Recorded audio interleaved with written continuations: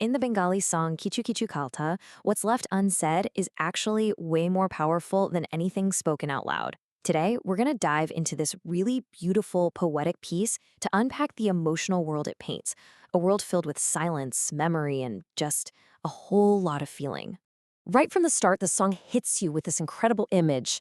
Some words are sitting drenched. I mean, just think about that for a second. We're not talking about simple secrets here. We're in a world where words themselves are so heavy with emotion, so completely saturated that they're basically waterlogged. It sets this whole tone of quiet longing and deep, deep silence. So, this whole idea of words being drenched in silence is really the heart of the song. But what does that actually mean? Let's unpack this central metaphor. It's almost like a state of emotional paralysis. Imagine a piece of paper so soaked you can't write on it, or a sponge that's so full it just can't absorb one more drop. The feelings are all there, but they are physically stuck, unable to come out as speech. They're just sitting there, heavy, inside of you. And this creates an atmosphere that is just completely dominated by what isn't being said. The space between people isn't empty. No, it's filled with this dense, almost humid air of unspoken conversations, of shared histories that are just too heavy to bring out into the open. Now, this kind of silence, it is far from peaceful. It actually creates its own internal ache. The song calls it a false pain. Not because it isn't real, but because it doesn't have an obvious cause you can point to. It's this phantom pain that's born from the sheer weight of all those drenched, unspoken words. But here's where the song takes this really magical turn. Because if the people in the song are silent, the world around them definitely isn't. Nature itself starts this kind of secret dialogue, and this is where the poetry just comes alive.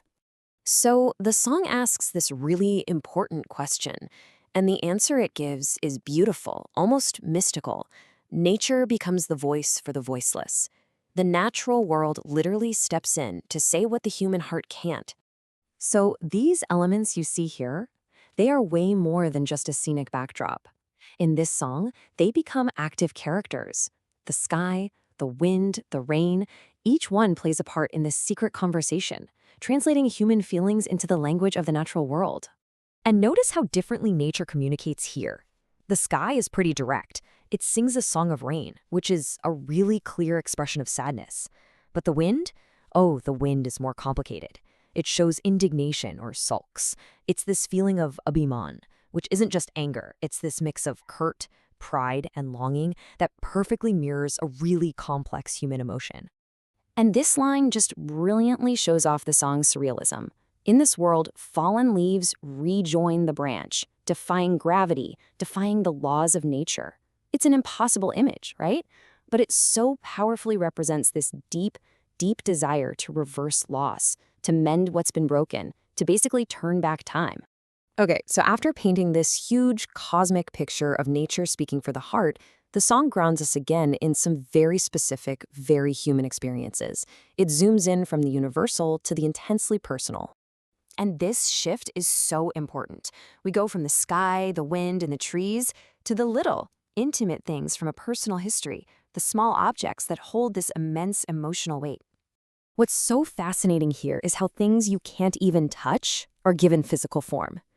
Dust gathers on old, precious things, literally holding on to the past. And in this line, nicknames, which are just words, are described as having a touch. Memory becomes this tangible force, something you can almost feel on your skin. So the lyrics create this beautiful little sequence of reawakening. Things that seem dormant or even dead can be brought back to life. Dead land gets wet and, almost miraculously, saplings begin to speak. It's this idea that memory and feeling are like water. They can bring life back to places where it seems to have vanished. And this simple, totally relatable image brings us right back to that main theme. When words fail you, what do?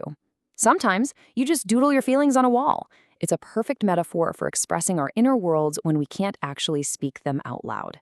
And now, all these different threads, the internal silence of those drenched words, the expressive voice of nature, and the tangible touch of memory, they all come together in one final, powerful metaphor that kind of resolves the whole song's tension.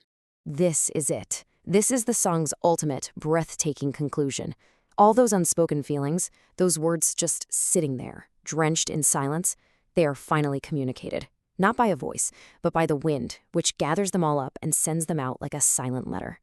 It's such a beautiful and hopeful way to wrap things up. It suggests that the things we feel most deeply, the things we just can't find the words to say, they don't just disappear. The world itself might just conspire to deliver that message for us, carrying our silent letters wherever they need to go. And that's really the thought the song leaves us with.